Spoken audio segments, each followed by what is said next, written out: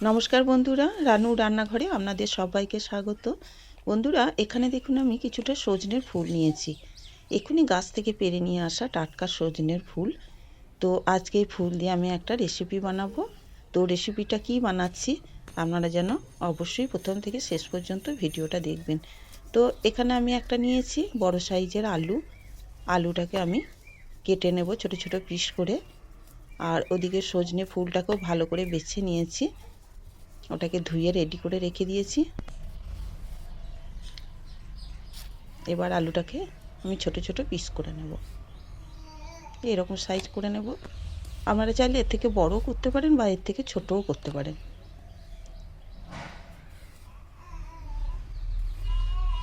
তা আলুটাকে কেটে আমি ভালো করে ধুয়ে নেব।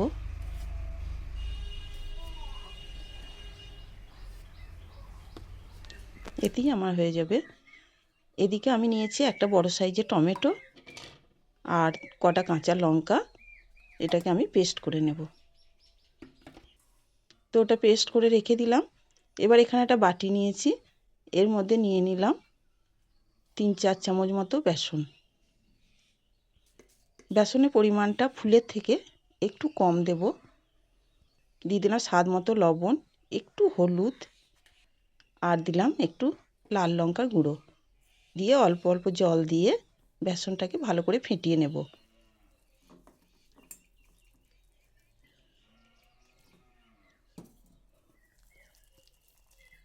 বেসনটাকে ভালো করে ফেটিয়ে নেব। ফেটাতে ফেটাতে বেসনের কালারটা দেখুন চেঞ্জ হয়ে সাদা হয়ে যাবে। দেখুন বন্ধুরা, বেসনের কালারটা কতটা চেঞ্জ হয়ে গেছে। এইবার আমি ওর মধ্যে ধুয়ে রাখা সজনে ফুলগুলোকে বেসনের মধ্যে দিয়ে দেব। তো বন্ধুরা, বেসনটা এমন নিতে হবে যেন একটু ফুল ফুল ভাব হয়, বেসনটা যেন পরিমাণে একটু কম হয়। বড়াটা করার সময় যেন ফুলের ভাবটা একটু বেশি থাকে, এইরকমভাবে বেসনটা নিতে হবে। একসাথে ভালো করে আমি এটাকে মাখিয়ে নিলাম। এদিকে গ্যাসে কড়াই বসিয়ে দিয়েছি, দিয়ে দিলাম সর্ষের তেল। আপনারা চাইলে সাদা তেলও বড়াগুলোকে ভেজে নিতে পারেন। তেলটা হয়ে গেছে। এবার আমি ওখান থেকে নিয়ে ছোট ছোট বড়া করে ভেজে নেব বড়াগুলো।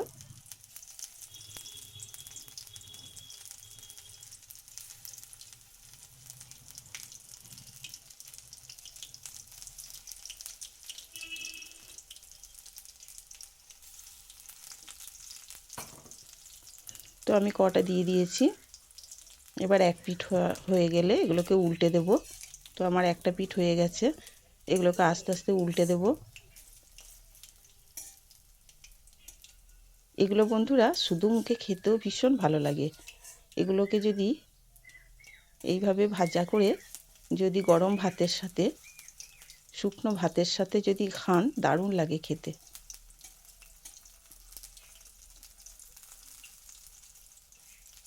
তো বড়াগুলোকে দেখুন এক পিঠ হয়ে গেছে, আমি উল্টে দিলাম। ও পিঠটাও এই একইভাবে ভেজে নেব।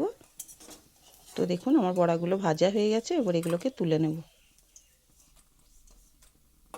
আবারও বাকিটা দিয়ে দেব, দিয়ে ওগুলোকে একইভাবে ভেজে আমি তুলে নেব। তো বন্ধুরা, এই রেসিপিটা একবার আপনারা বানিয়ে দেখবেন। সজনের ফুলের ভাজা তো খাওয়াই হয়, একবার এইভাবে বানিয়ে খেয়ে দেখবেন, দারুণ লাগে খেতে। তো আমার সব বড়া কোটা ভাজা হয়ে গেছে। এবার আমি ওই তেলের মধ্যে কেটে রাখা আলুটা দিয়ে দিলাম। আলুটাকে অবশ্যই আমি ধুয়ে পরিষ্কার করে নিয়েছি। এইবার আমি ওর মধ্যে একটু লবণ আর একটু হলুদ দিয়ে দেব। দিয়ে আলুটাকে একটু হালকা করে ভেজে নেব। খুব কড়া করে ভাজার দরকার নেই, একটু হালকা করে ভেজে নেব।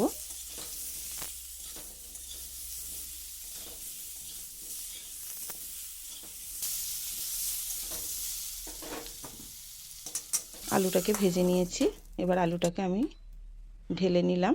এবার ওই কড়াইয়ে দিয়ে দিলাম সর্ষের তেল, দিয়ে দিলাম একটু 5 ফোড়ন, ফোড়ন হিসাবে।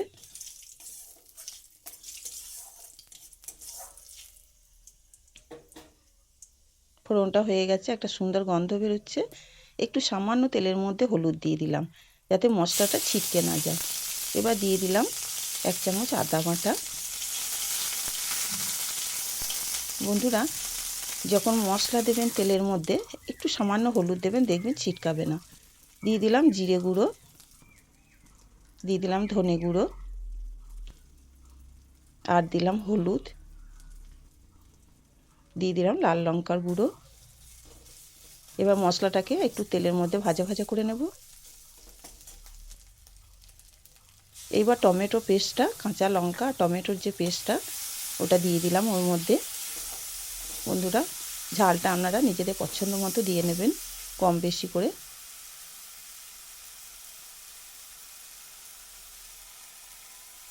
একটু মিক্সি ধোয়া জলটা দিয়ে দিলাম।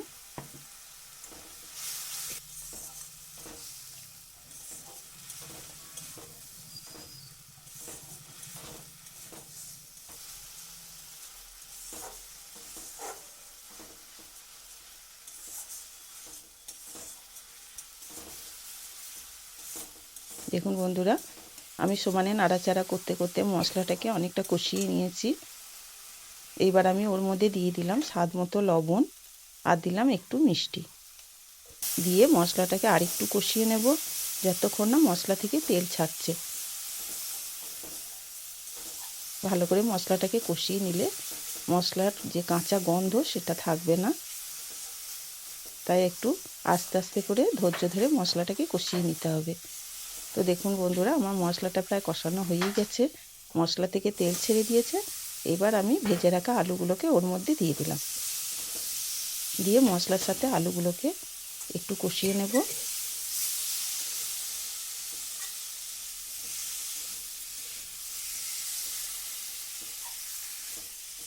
একটু নাড়াচাড়া করে দেব আলুর সাথে মশলাটাকে। খুব সামান্য একটু জল দিলাম, কারণ যাতে মশলাটা লেগে না যায়। তো আমার কষানো হয়ে গেছে, এবার আমি ওর মধ্যে জল দিয়ে দেব। একবার ঢাকাটা দিয়ে একটুখানি কষিয়ে নিলাম। এবার আমি ওর মধ্যে জল দিয়ে দেব।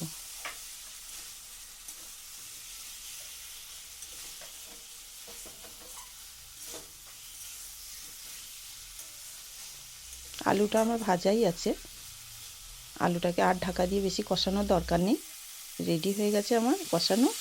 এইবার আমি ওর মধ্যে জল দিয়ে দিলাম। জলটা একটু পরিমাণে বেশি দিতে হবে, কারণ আমি যখন ফুলের বড়াগুলো দেব তখন বড়াতে কিছুটা রসটা টেনে নেবে, তাই জলটা পরিমাণে একটু সামান্য বেশি দিতে হবে। তো আমি জল দিয়ে দিয়েছি। এবার এটাকে ঢাকা দিয়ে সিদ্ধ করতে দেবো আলুটা। তো কিছুক্ষণ পর দেখুন বন্ধুরা, আমি ঢাকনাটা খুলে নিচ্ছি। এবার দেখব আমার আলুটা ঠিকঠাক সিদ্ধ হয়েছে কিনা।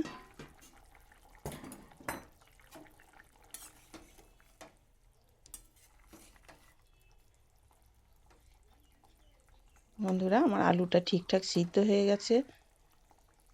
এইবার আমি ভেজে রাখা বড়াগুলোকে এর মধ্যে দিয়ে দেব। এখান থেকে বন্ধুরা আমি কটা বড়া রেখে দিয়েছি শুধু মুখে খাওয়ার জন্য। এবার বড়াটা দিয়েও এটাকে একবার নাড়িয়ে দেব, দিয়ে ঢাকা দিয়ে দেব যাতে বড়ার মধ্যে রসটা ঢুকে যায়। 1 মিনিট ঢাকা দিয়ে রেখে দেব।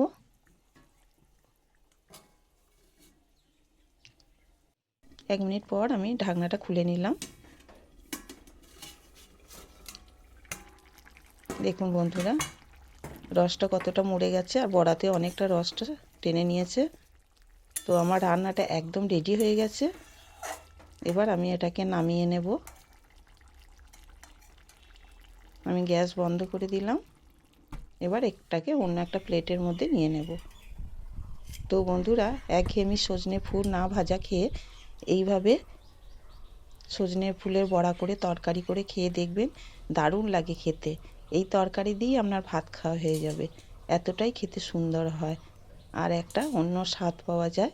তো বন্ধুরা ভালো লাগলে অবশ্যই কমেন্টে জানাবেন, আর এইভাবে একবার বাড়িতে বানিয়ে খেয়ে দেখবেন। আশা করি আপনাদের ভালো লাগবে। আবার আসবো অন্য ভিডিও নিয়ে আপনাদের সামনে। নমস্কার।